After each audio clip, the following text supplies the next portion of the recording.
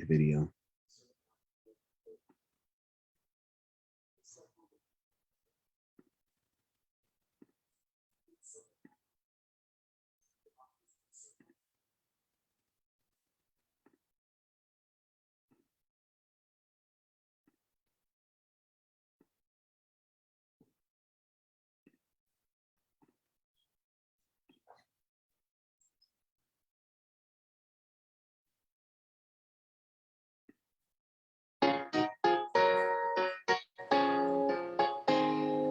COVID has impacted our church and community in a profound way. Sometimes I say, if I see COVID walking down the street, I'm punching them in the face because it's just been too real.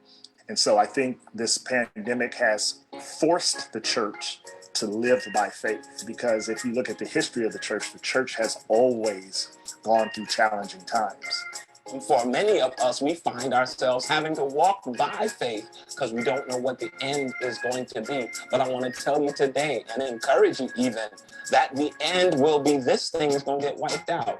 Here is an opportunity as the Black faith community and really as the Black community to lead in these kinds of efforts like we've always led. We've led in the civil rights movement. We've led in the Black Lives Matter movement. We've led in a number of ways. Here is another way that we can lead with the vaccination process. My dad is 92, my mom is 87. They both got their shots.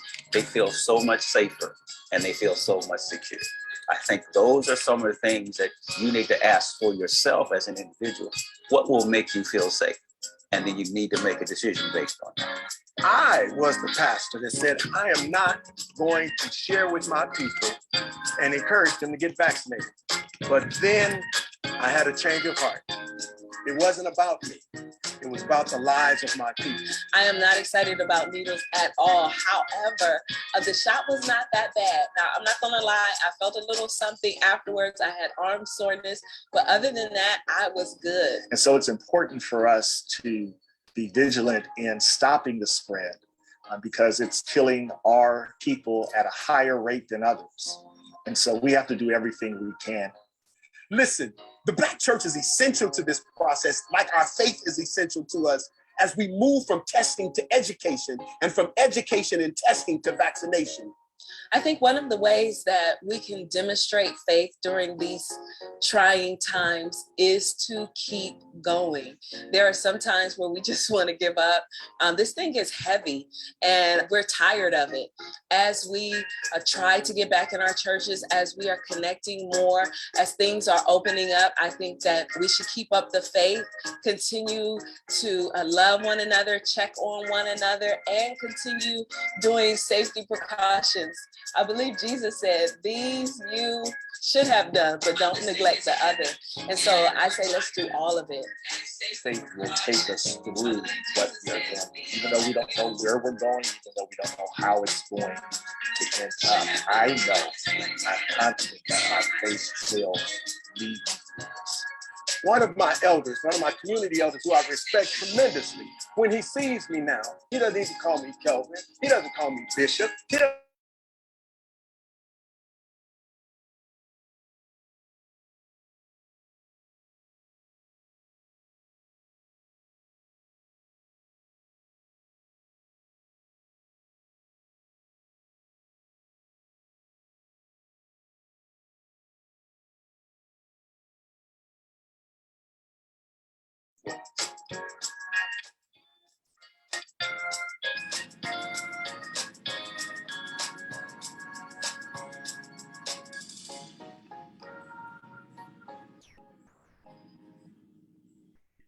Good evening, everyone, and welcome. My name is Miss Linnea King, and I will be your moderator for this evening.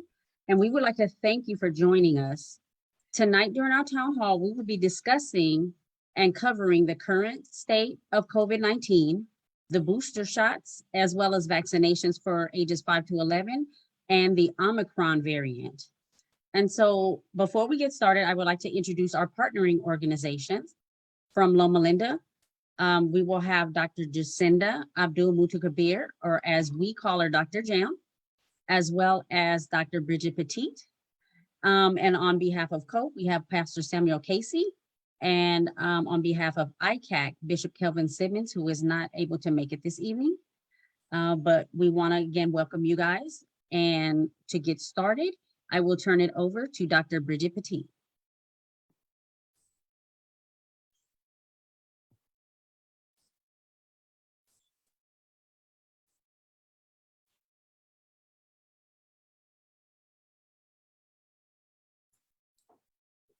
Dr. Bridge, you're muted.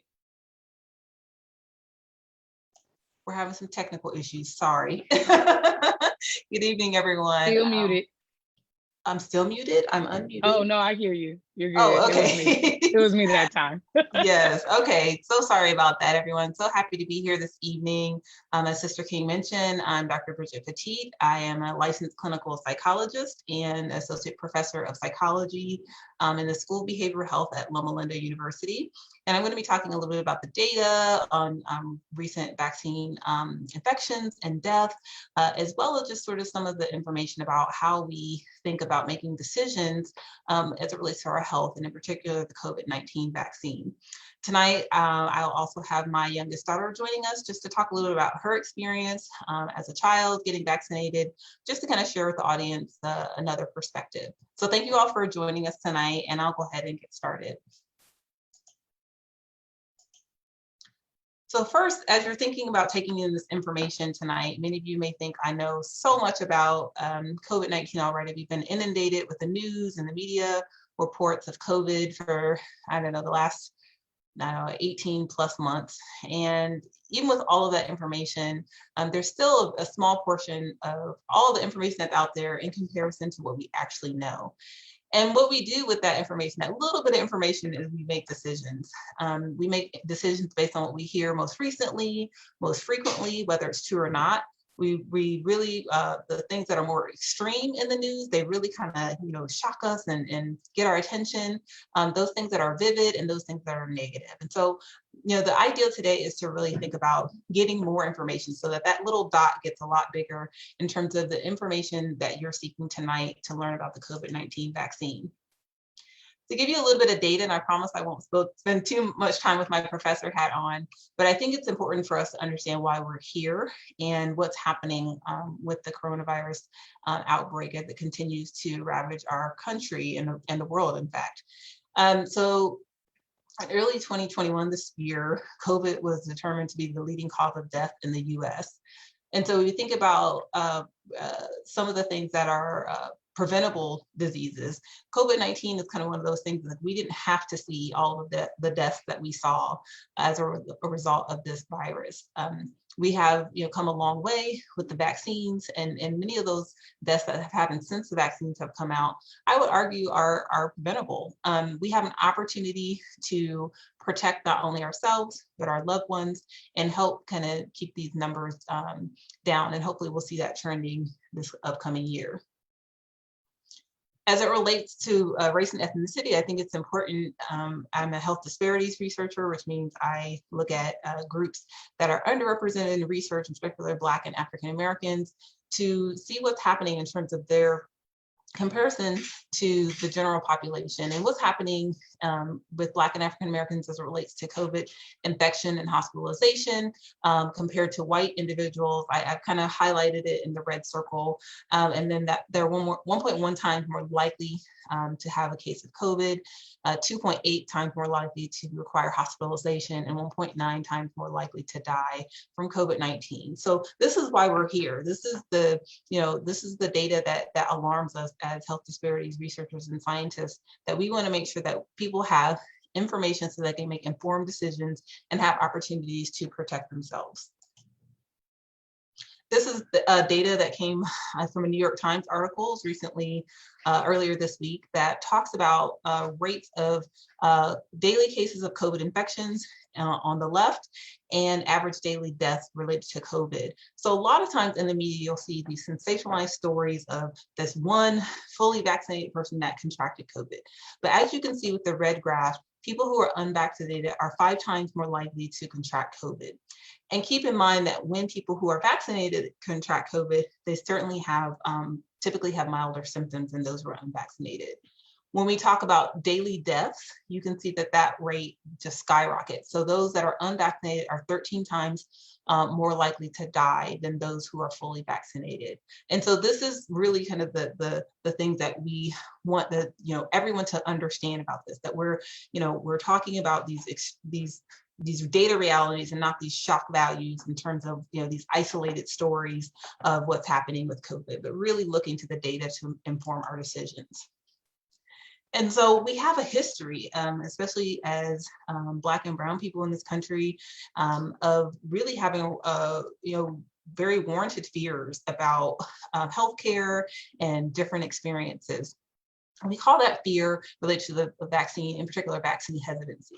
So vaccine hesitancy is just the idea that you're maybe unwilling to get the vaccine because, but despite it being available, because of some different sort of external factors. And what we've seen in the Black population in particular is that those fears typically surround politics, mistrust in science and healthcare, and misinformation. So of course, politics, just briefly highlighting some of the information, we question the motivation and actions of our past and sometimes present leaders and how fast this thing was developed, right? How fast these vaccines were developed. We have a historically significant events that may leave us a little bit leery about trusting healthcare. In addition to that, personal experiences in hospitals and other health provider experiences that may not always be positive and kind of shape how we view health and healthcare. And then of course, misinformation. And I'm sure and certain that I know I've heard it many times, the information that's out there, concerns that may not always be based in fact, what's in it, what are going to be the side effects, what's going to happen to me. And those are valid fears, but we want to make sure that we have informed responses and informed understanding of those fears.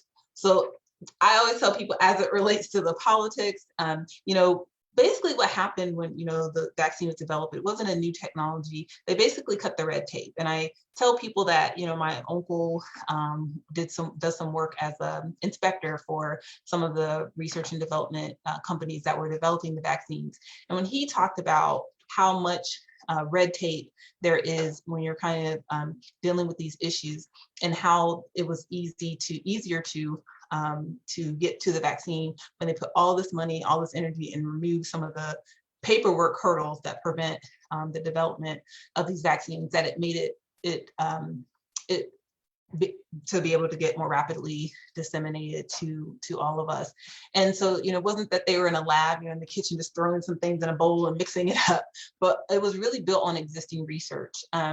It wasn't something, again, that these people just sort of had an idea and threw things against the wall and, thought like, we'll see what sticks. It was really about building on existing technology and existing knowledge that we have in the field. And now I'll leave all the sciencey stuff about the vaccine to Dr. Jam. But just to kind of address that political aspect of things. When we talk about the mistrust in science and healthcare, it's perfectly normal to have doubts. We've been experimented on, we've been, done dirty in a lot of ways, and that is a real history. And so we are not here to minimize any of those experiences, but to validate them. And what we do know as a scientist, I tell people, at these webinars, I've asked just very few questions, like, what is your gender? And what do you think about the vaccine? And how I had to write a 30-page single-space proposal just to be able to ask those few questions. Science is so heavily regulated these days that people are not trying to risk getting shut down, the extensive and high fines, loss of employment and livelihood in terms of losing licenses, and cutting corners that was, that may have been more common back in the day, I guess, for lack of a better word. But today, really making sure that these things are really, really monitored, and that we are doing our best by research participants and not using people in terrible ways. So with that, even some of the efforts to make sure there was a push to include Black and Brown people in the COVID-19 vaccine research compared to what typically happens. The participants were much more diverse in these studies. So it kind of gives me comfort to know that I'm represented, that they understood whether or not these vaccines were equally effective in people who look like me as they are in the general population. And then information, I mentioned that the technology is not new. I love this little graph that I found on the internet. And people talk about the one person that had this one really negative reaction, and that white line over in that blue circle just represents those who actually had a reaction. So 0.001% had allergic reaction to the vaccine. Now, Dr. Jan will talk about perhaps some of the precautions for people with certain illnesses and so forth, but it is very rare that people have allergic reactions to the vaccine. So those are kind of the big areas to consider. And so as you're listening to my colleague and friend, Dr. Jam, I want you to think about a few things. One, just recognizing that fear is normal. We all have fears. When I first heard about the vaccine, I was like, I don't know. And I started talking to other people, and people have mixed responses. I think people have gotten more comfortable over the months, but we've certainly seen some holdouts and some people who are still hesitant to get the vaccine, or they got the vaccine the first dose and they're saying no way on the booster. And so we want to talk about it. We know that fear is normal. It's a question mark. It's an unknown. But knowing that will help us just make more cognitive, more rational decisions. And so we want people to be able to make not just shortcuts with that vibrant and prevalent information, but to really make informed, knowledgeable decisions for themselves and their family members. So with the boosters, it's cropped up a whole new issue. I don't know if the rest of the team can believe it, but almost a year ago today, where we started these webinars just talking about the COVID-19 and then talking about the vaccines as they came out. And now we have this new wave of fear about the booster. And I think some of it came from the idea, I know initially as somebody who was an early vaccine adopter, that no one said then that you had to have a booster. Dr. Jam will say, of course, that makes sense scientifically, of course, but no one told me at the time. For me, I hate needles. So that was, one of my prevalent fears. But, I was the thing that got me when I first heard about the data was how effective the vaccines were. When I think about our annual mandatory flu shots as university hospital employees, and I thought how much better the vaccines were for COVID. I was like, oh yeah, sign me up. So it wasn't an instant thing, but it was just that thing that was important for me to know that it wasn't just random. There was something to it that kind of gave me some assurance that it was going to be effective in protecting me against COVID. And, a lot of people will talk about, their fears as they continue. And I just want to remind you that more than 2 billion people have been vaccinated globally. So we think about those scary stories that we hear and how the media kind of portrays these, sensationalized issues around COVID and COVID vaccines. Just understand that when you're talking about numbers and you're talking about 2 billion people, that we've seen that there's a lot of success with these vaccines. And so getting a booster is if you think about weighing the cost of survival, I think it's a small 15-minute ask to kind of again protect your health and well-being and those around you. So really want you to think about those things. And then the last thing was a new crop up was the November authorization for kids to get the Pfizer vaccine. And just to kind of think about those fears, I know as parents, I have 2 daughters myself, want to make sure that their health and well-being is a top priority. Understand that kids do get COVID and they're also able to transmit it to others. So thinking about people who live in your household, people who may be in your church communities and so forth, kids are able to kind of pass COVID along. So for me, it was really important to talk with my children about getting the vaccine.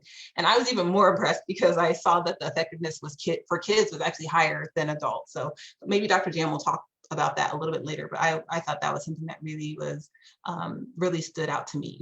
And I think a lot of kids, because of they've heard so much about COVID for so long, it's impacted a good portion of their childhood at this point. They've really been thinking a lot about, wanting to get back to those normal activities of, being around family and friends and being back in school and feeling a little bit safer. So if you have fears related to vaccines for your kids, I just want you to, talk to the experts. Our pediatricians are trained in this. They're trained to answer those questions that you might have. and answer things that you might have as far as fears about your children getting vaccinated. And I also say talk to your children, ask what they've heard, and also listen what their fears are. Be truthful with them about vaccines and what it means, and also the realities of COVID. And then I think one thing is important too is just really to think about that other fear for children, which is something I've had to get over myself, which is that needle fear. So kind of talking through that with all of them. So what I've done tonight is kind of invited my youngest daughter, Jordan, so she can kind of come join me. And I've asked Jordan to talk a little bit about her experience with COVID and kind of dealing with the pandemic the past couple of years. So how are you doing tonight, Jordan? Good.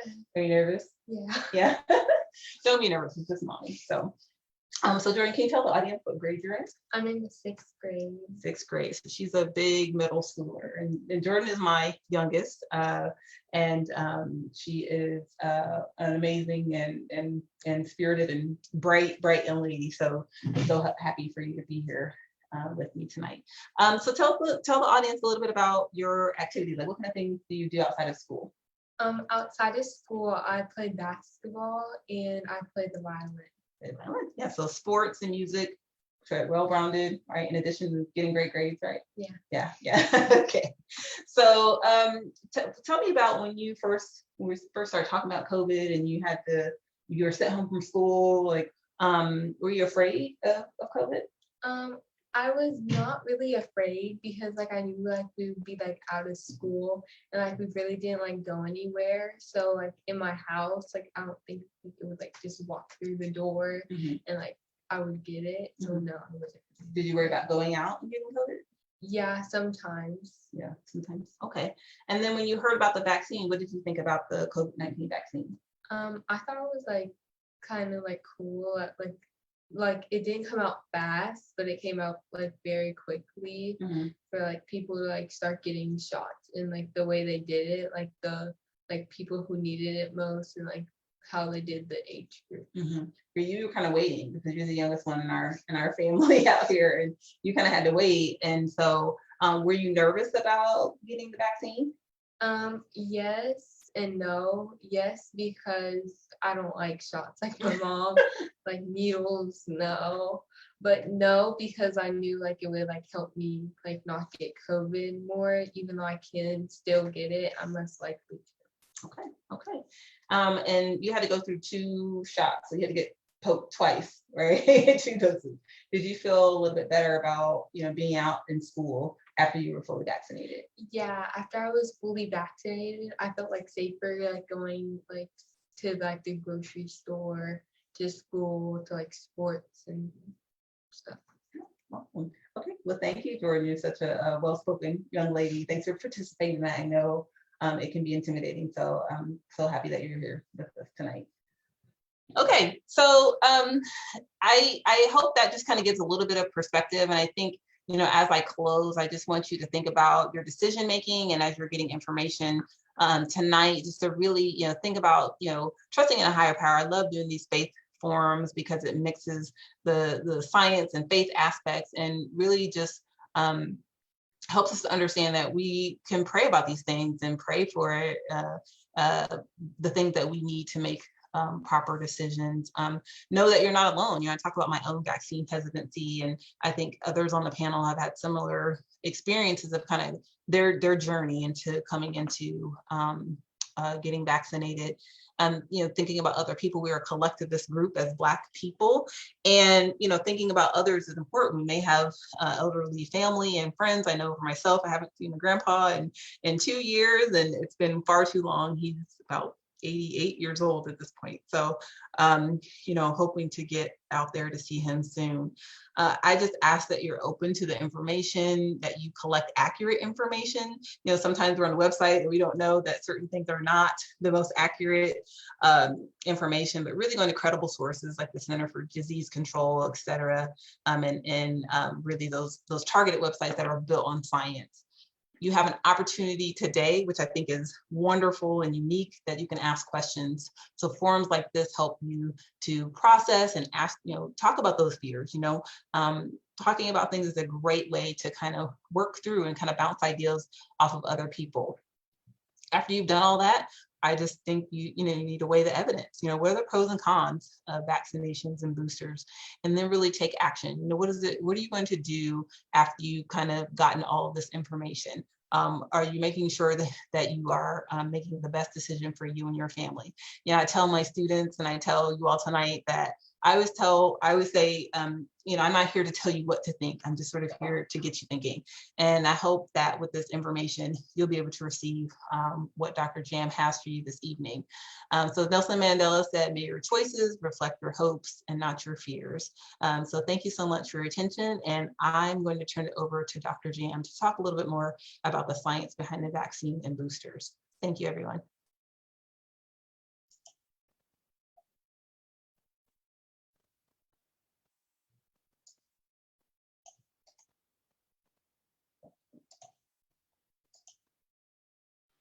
Dr. Jam, you're on mute. Of course I am, like full conversation right now. I was saying I'm really excited to be here with you all. I don't know how many faith summits we've done at this point. I don't know. It has to be like at minimum 10. At minimum 10. So I'm so excited. So even more excited about just the great work that we've been doing. I'm so sorry. I'm trying to figure out how to get to my slideshow. Okay. And then we can get started. But anyway, at any rate, very excited to be here. Even more excited about our vaccine clinic that we're going to be having on Saturday, where we're going to be doling out these boosters. But I'm just going to jump right into it so I don't use a ton of time and we have time for questions. So of course, we know the overview. We're going to talk about the types of vaccines, the mutations. We got a lot to talk about with mutations at this point. We're going to talk a little bit about the Pfizer vaccines, and then we're going to really go into just the Pfizer vaccine for kids and for when we think about those that are ages 5 and up, right? We're going to talk about that for Pfizer. We're going to talk about Moderna a bit, Johnson & Johnson, but we're not going to pay too much mind there because we are not going to have Johnson with us on Sunday, but I do want to make sure that we talk about that for anybody that wants to hear about it. And then also just the influenza vaccines. We want to make sure that we are still talking about it, getting the influenza vaccine, because we don't want to find ourselves in the midst of 2 pandemics as it starts to get cooler outside. So once again, when we talk about vaccines, and at this point, I'm sure some of you guys can give this talk better than I can, but we know that we can have activated vaccines and inactivated vaccines, or live vaccines and inactivated vaccines. So we know that when we think about live vaccines, it's a small piece of a virus or a bacteria that's injected into you. So should you ever see anything in real life, then you'd be protected because your body would recognize that live piece of that vaccine. Then we have our inactivated vaccines, and they've gone through chemicals, they've gone through fire, they've been disintegrated. However, they still maintain just a small piece of integrity. So once again, should your body ever interact with any one of these things in real life, you would be protected. So now we have our vaccines. When we think about our mRNA vaccines, this is our bread and butter, what we talk about right now with the Pfizer and Moderna vaccines. So these vaccines utilize the spike protein. We know that the spike protein is that very important piece that signifying or distinguishing factor of COVID-19. So the spike protein is injected into you, and then your body then makes immunity to that spike protein. It recognizes that it shouldn't be there. And then once your body makes immunity to that spike protein, then you're protected should you see COVID-19 in real life. And then we have our adenovirus vector vaccines, or our viral vector vaccines. And that's our Johnson & Johnson or AstraZeneca, but we know here, or Janssen as Johnson & Johnson is called. That's our vaccine that we have that is viral vector. So what it is it is a very, very low grade flu, a very, very low grade common cold that we have that's injected into us. So while it doesn't cause a severe immune response as though you would be, so say if you had the flu, it's not similar to that. It's not a big immune response, but it's enough to so where your body is able to go ahead and mount some type of immunity. So knowing this, scientists have implemented the very important genetic information necessary to express that spike protein or to show that spike protein into that viral vector.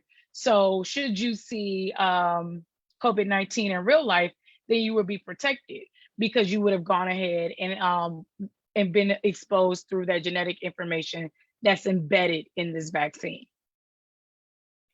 So now we know we have those coronavirus spike protein mutations. So here we have a picture of the spike protein. So the spike protein, our bodies are smart.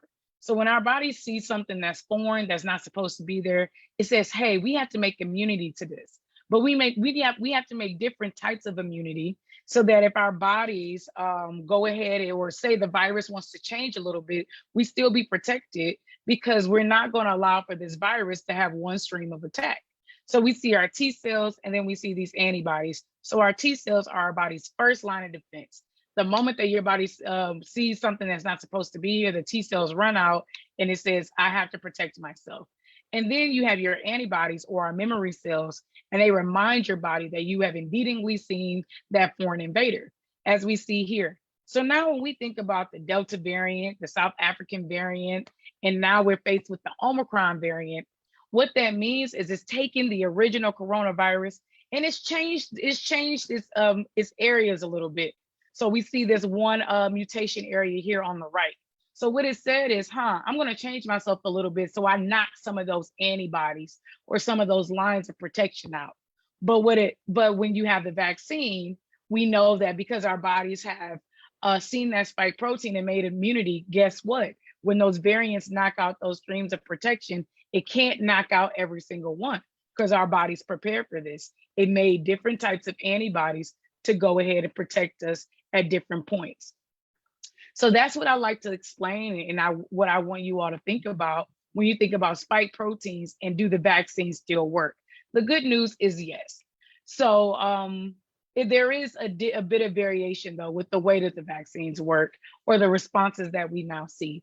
So when we originally had that original strain of COVID-19, let's say that we had maybe 3,000 or 300,000 antibodies or streams of protection.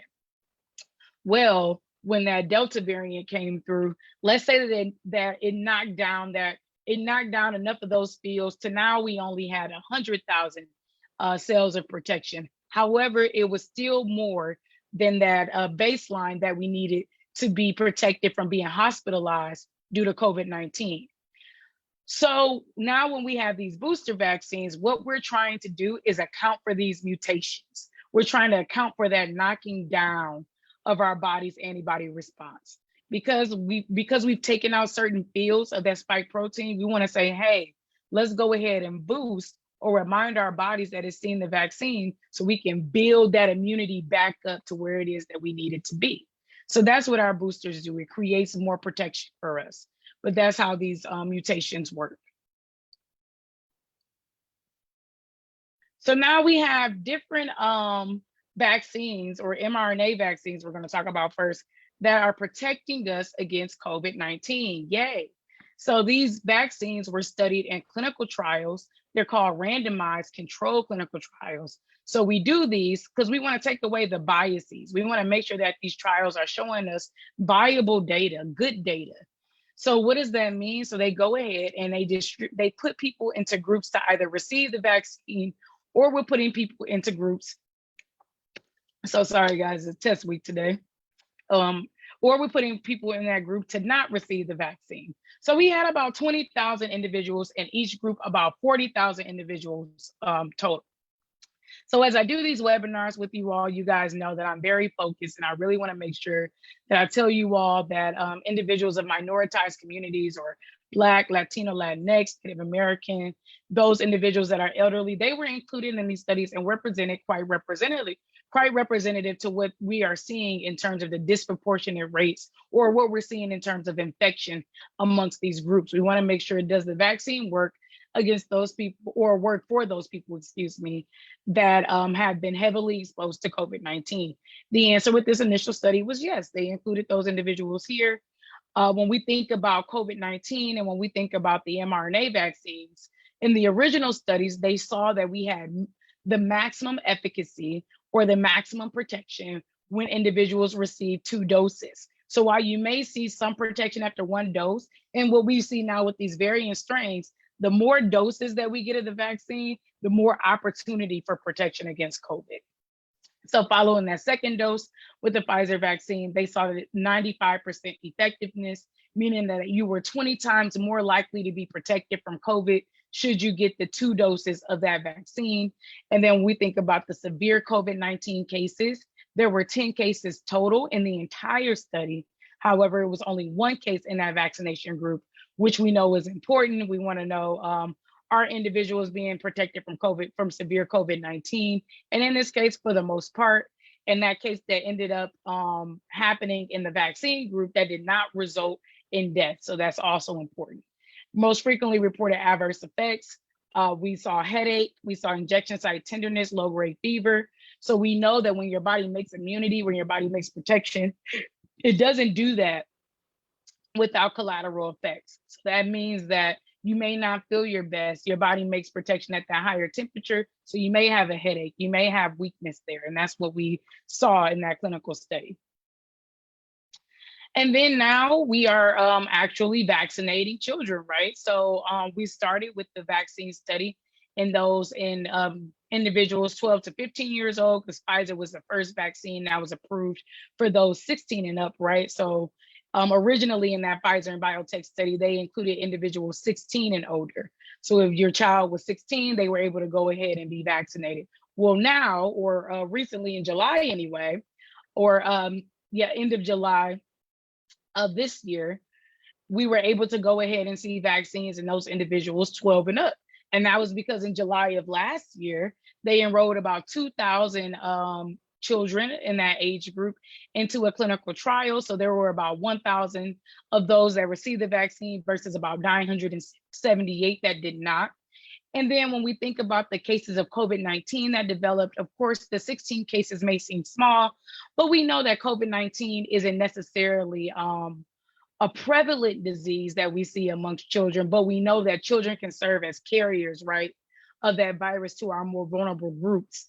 So we saw 16 cases of COVID, and of those 16 cases of COVID-19 that we saw, all of those individuals were included in that placebo group. So that led us to the point we saw 100% effectiveness or efficacy in that 12 to 15-year-old age group. So now we're at the place where we can vaccinate those individuals that are 5 to 11 years old. And I always get this question of, okay, well, how did we figure out what doses to use and how do they navigate that? And are they going to treat kids the same way that they would treat adults? Well, I think it's wise if we go through this stepwise. So first and foremost, with clinical studies, what they have to do is do a dose finding study. So those are called phase one studies. That's when they figure out, okay, what dose is going to provide us with the appropriate safety and efficacy that we're going to need for our patients. So there was the phase 1 study for children, or for 5 to 11 year old anyway, was that study began in March until April of this year. And that was to assess whether that 30 microgram dose would be appropriate to utilize in children that were 5 to 11 years old. So what they did is they did ascending doses. So that means they tried 10 micrograms, they tried 20 micrograms, and then they tried 30 micrograms. They started with that 30 microgram dose because that's the dose that we use in adults. So they wanted to see, can we get similar efficacy, or can we see that 20 times more likely to be protected from COVID-19 that we saw with adults? But can we do that and also have appropriate safety parameters? So a decline in side effects. We don't want our 5 to 11 year olds, we don't want them to have the headaches if they don't have to. We don't want them to have the low grade fevers if they don't have to. How do we maximize that? So when study conductors went ahead and they wanted to evaluate this, they enrolled 48 children total into this study. That means that 16 children received each of these dosings. We know 16 times 3 equals 48.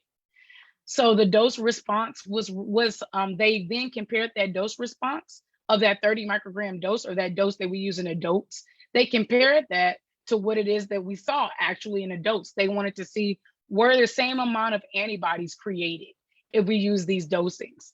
So essentially what we ended up seeing was that after those individuals that were enrolled in that study, after they received 10 micrograms of a Pfizer vaccine, they had a similar response to if they would have received 30 micrograms of that vaccine, and they had a similar response to those individuals that were 16 and 25 years old. So what does that mean?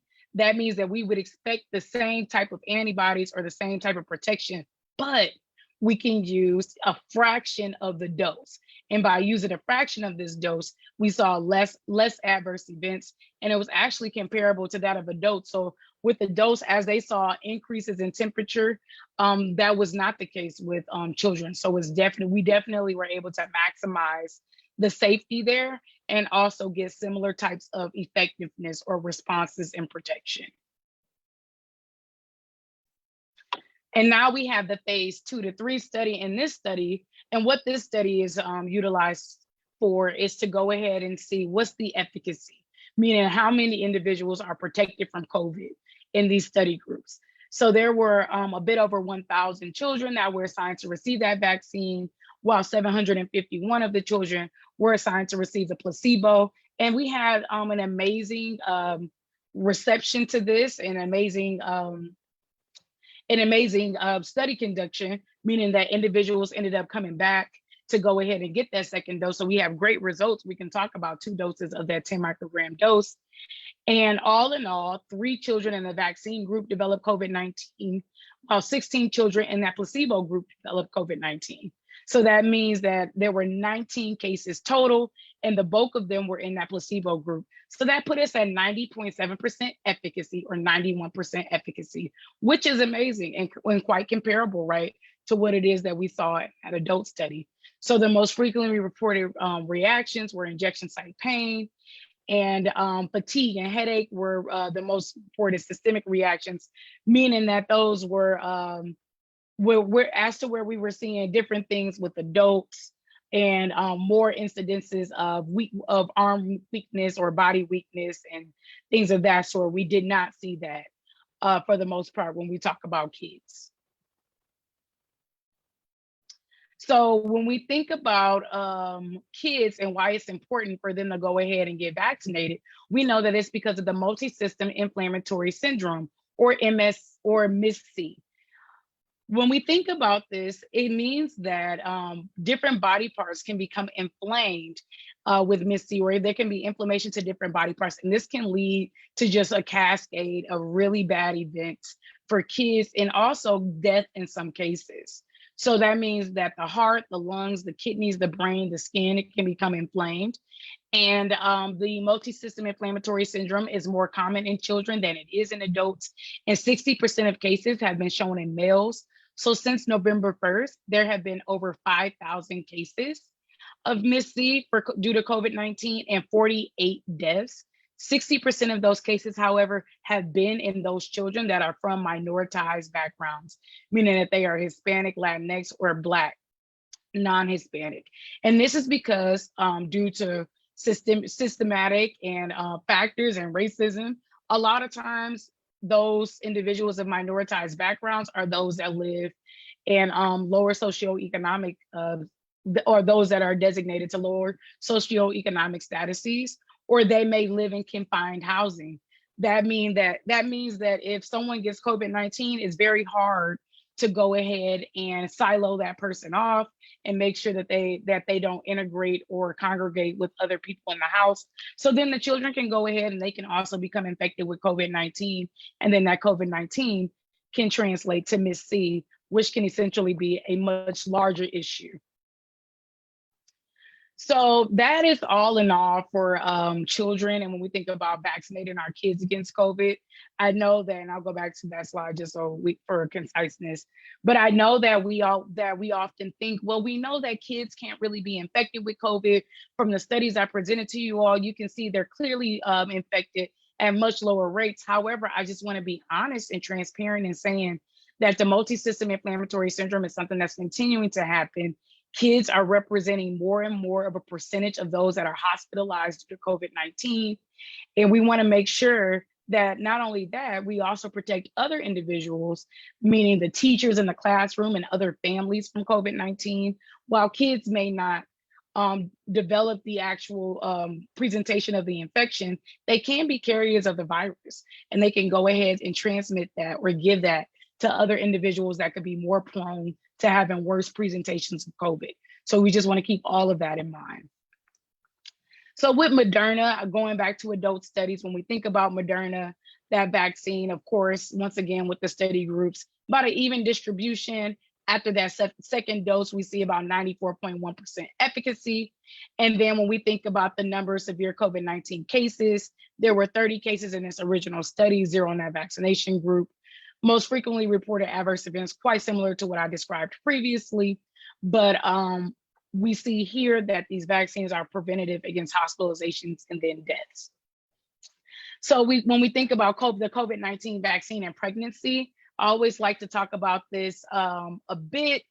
When we talk about the Moderna study, there were 13 pregnant patients in that Moderna study, and then 6 of the patients had received the vaccine, 7 did not. However, the poor pregnancy-related events occurred in those that had not received the vaccine. Also, currently, there have been over 400,000 pregnant women that have been vaccinated against COVID-19 with a very low rate of adverse events reported. However, pregnant women are representing more and more of a number of those people that are hospitalized due to COVID-19. So if you are pregnant, I want to urge you to talk to your OBGYN or whoever it is that cares for you during this time of pregnancy about the vaccine and the benefits of receiving that vaccine. Currently, the World Health Organization, the American College of Obstetrics and Gynecology, as well as the CDC and the FDA, all prompt pregnant women to be vaccinated, as the benefits of being vaccinated far outweigh the risks. We also have the Johnson & Johnson vaccine. In this Johnson & Johnson vaccine, I want to talk about just the number of COVID-19 cases that we did see. In Johnson & Johnson, I always like to elaborate on the fact that a lot of variant strains were included in this study, so we do see that decline in efficacy. Nevertheless, 85% of those individuals that represent that number of those that were infected were protected against hospitalization, and this vaccine was 100% protective against deaths. So that's very important. We're going to go into the Johnson & Johnson pause, but then I'm also going to talk about just updates in terms of booster vaccine and what we want to do there. So with the booster vaccine, excuse me one second. So with the Johnson & Johnson vaccine, excuse me, we do know that with this vaccine that it was a pause that was put on the J&J vaccine on April 13th by the CDC and the FDA. So 6 individuals had ended up developing blood clots due to that vaccination. The signs and symptoms of blood clotting are as follows.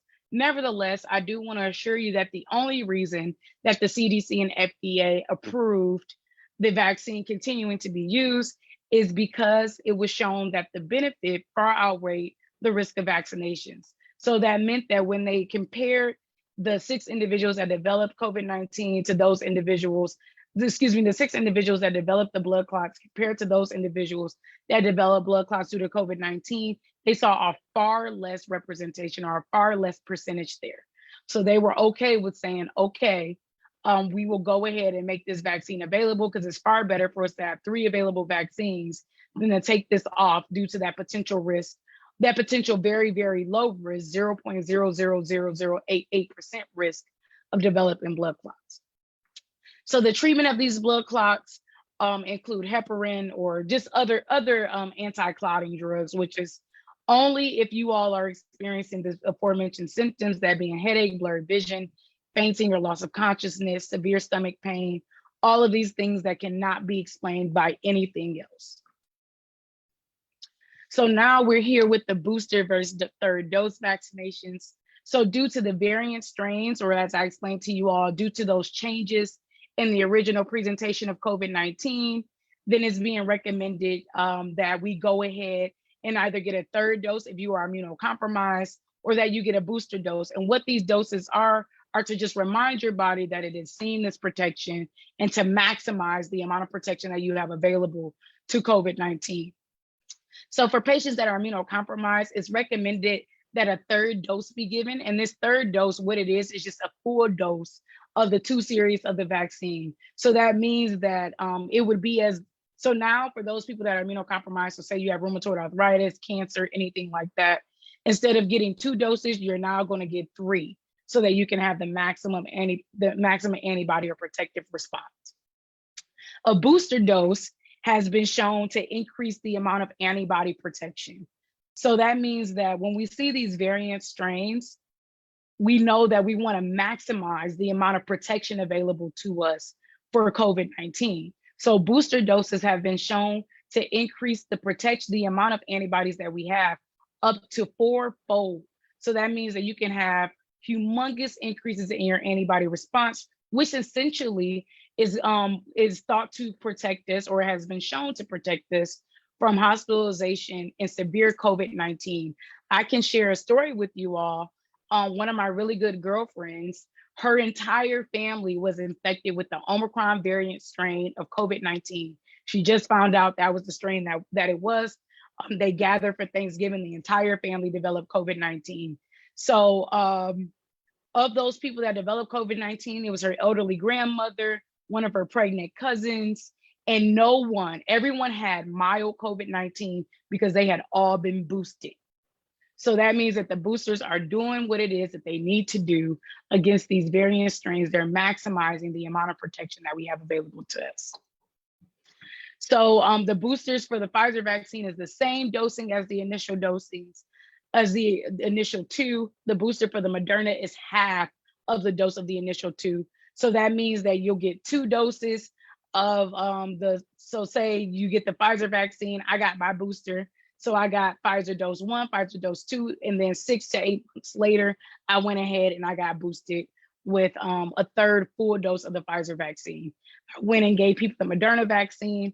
They got 2 doses of Moderna, and then they went and got boosted with a half dose of the Moderna vaccine. You can also mix and match now the vaccines.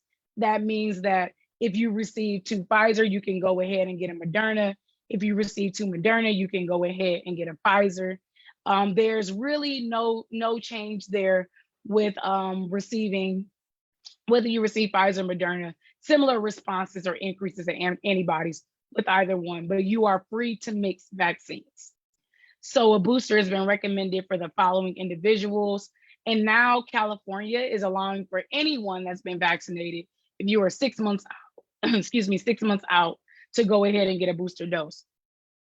I am going to really urge those individuals that receive the J&J vaccine. So it is recommended that you all receive please receive a booster dose of the vaccines. And per the studies, a boosting of the mRNA vaccines has been shown to be more effective than a boosting of than a second dose of the J&J. So if you have received J&J, please be boosted with the mRNA vaccines. They have been shown to increase the antibody response up to 4-fold higher than what a J&J second dose would do. So the sooner that we get vaccinated, the sooner that we go ahead and have herd immunity. We know that what herd immunity is being exposed to that spike protein and then making antibodies or protection against COVID-19. So we know the sooner that we have people be vaccinated, the sooner that we have individuals be boosted, is the sooner that we get to this place of a decline in variant strains and an increase in protection. And this is just a real look. We see that increase in COVID-19 with our placebo groups, but that cessation or that elimination or decline in COVID-19 with those that have received the vaccine. And I want to wrap this up with saying that flu season is approaching. flu season is here, and individuals of minoritized backgrounds are continually those that experience deaths due to flu more than their white counterparts or non-Hispanic white counterparts. So we want to make sure that we advocate for going ahead and getting your flu vaccine. You can get both COVID-19 vaccines and boosters and your flu vaccine at the same time. That's what I did. And you want to make sure that you are protecting yourself against that as well. Let's not get so wrapped up in COVID that we forget about other diseases that are present. So I'm going to close out so we can have some time for questions.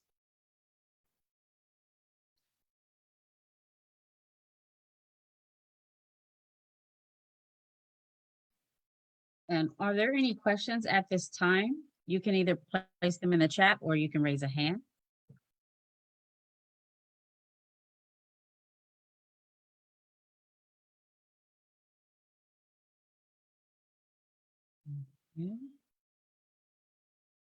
And okay, so if there are, oh, Dr. It looks Woods, like, I see your yeah. hand. Go ahead, Dr. Woods. Hi, how's everybody doing? Okay, my question is this, okay, I have some people in a small population of people that I'm going to require vaccination. They happen to be part of my testing staff, actually, for COVID. And I need to be ready if someone says, well, my doctor said I should. How legitimate is that? And then number two, I plan to ask them for a doctor's note. Is that a good strategy? Yeah, I think it is, Dr. Woods, honestly. Nice to see you on the Zoom also. But I think that it was effective to ask them, you know, for a doctor's note, like for what reason would your physician say, or whoever the provider is say that they can't receive the vaccine? So sometimes you have those individuals that are immunocompromised and that they have cancer and they're taking different like therapies that could influence their immune system. And their provider will say, okay, well, wait a week before you get the vaccine because we want to make sure we space it appropriately. And if that's the case, then they can go ahead and get a note that describes that. But I mean, if someone has like high blood pressure and they're like, oh, you know, my physician told me not to get the vaccine, well, that's likely not true. Yeah, and I think that people are trying to find all kind of reasons. And Yeah. that's why I'm going to say, okay, not that I'm saying I don't believe you, but I need a doctor's note that I am going to go in that direction. That's a definite. So Yeah, I to hear your definitely thoughts on would. that. I Okay, would. thank you. Thank you. And then Dr. Jam, we do have another question in the chat. It says, my great uncle Okay. told me it's not great to take the flu shot and the booster at the same time. Is that true for some people, or is it safe for all to take both on the same day? I think it's just a matter of preference. So, I mean, your great uncle is not entirely wrong because it can be uncomfortable. So, I mean, you may have side effects from either or vaccine, or honestly, you may not have any. For me, I usually have side effects from the flu vaccine. I often get maybe like a low grade. I have a low grade response. So I have a bit of a headache or like a low grade fever, and it is like every time I get the flu vaccine, this happens. So that ended up happening to me when I got that and the COVID-19 booster in the vaccine booster at the same time. And it was uncomfortable for about 2 hours or so. I took some Tylenol and it was fine. So I think it's just a matter of preference, but it's very short-lived. I just want to echo that I got both at the same time as well, and I didn't have any side effect. I know we're talking about, the individual cases. I don't know what that means more broadly, if people, what's typical. But I know with the first dose of Moderna, I did have like side effects the next day, just chills and not feeling quite right. But then when I got both the flu vaccine and the booster a month or so ago, I didn't have any side effects. So just kind of keep that in mind, it varies. And my daughter actually just asked if she could get her flu shot too. Yay, I'm happy I brought it up. Awesome, thank you. Are there any other questions at this time? And remember, there are no silly questions, and that's why we're here, because we want to make sure that we're well informed. Okay. So if there are none at this time, I do have a couple of announcements. I will be dropping in the chat some registration links. This coming Sunday, we will be having a vaccination clinic at the COPE offices, and we will be providing the booster shots as well as first and second doses that will be available. And this is for 12 and up. So I dropped the registration link in the chat, which is the first one. If you would like to register and to attend this, it is from 2 to 5. Walk-ins are also welcome, but we are asking that if you can, if possible, to go ahead and complete the registration link.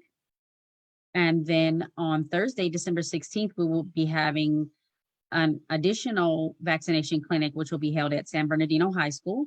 And for this particular clinic, they will have the vaccination for age group 5 to 11. But of course, if you have a child that's 5 to 11 or know someone who would like to register their child for this particular vaccination clinic, please be advised that it does require a parent or guardian signature and to be present for them to be able to get vaccinated. And then you'll see a list of things on here that you are required to bring.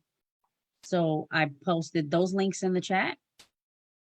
And also, if you have any further questions about any of the vaccination clinics, you may contact me. I will put my email in the chat so that you can email me with any questions you may have, or if you have problems with registration, you could do so as well.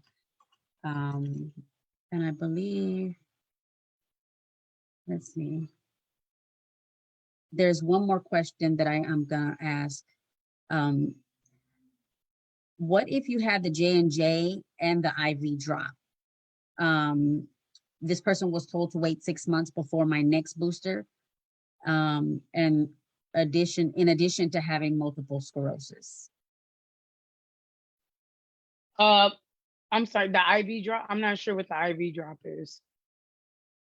So, and I wonder if that means IV drip, but it says drop. Oh, maybe the IV drip is fine.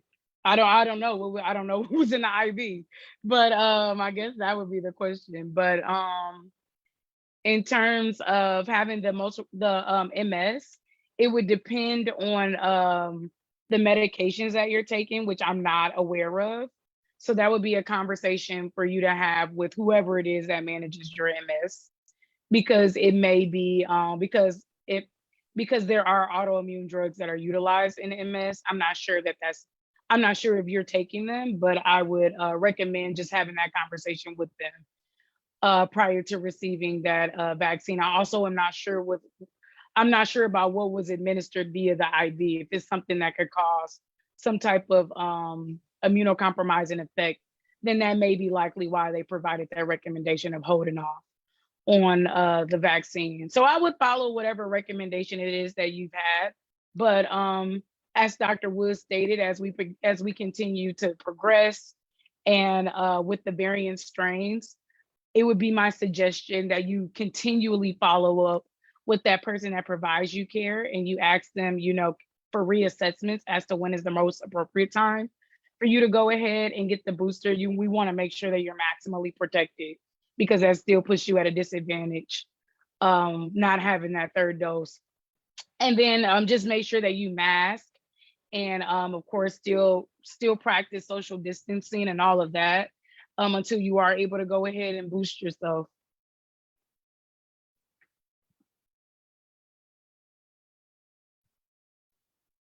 All right. Thank you so much. And so there was a follow-up that said that they had COVID and got the drip as an addition of protection. I'm still not sure what the drip is. I'm not sure if it was something like a drug inside of the IV. So maybe you received the COVID-19 like inpatient medications. Is that what I'm assuming that was the case? But maybe it was the antibodies for COVID, which is maybe why they suggested the 6 months. I would follow whatever it is that your provider is telling you to do, because they would have more of insight there. But I would definitely recommend that you continue to do a reassessment and you continue to ask your provider to do a reassessment of your case, because of course the CDC is they're continually changing the recommendations for when it is that those individuals that have taken antibodies should get a booster dose of the vaccine. Okay, thank you so much. And are there any other questions at this time? We want to allow everyone the space. And you could drop it in the chat, or you can just raise a quick hand.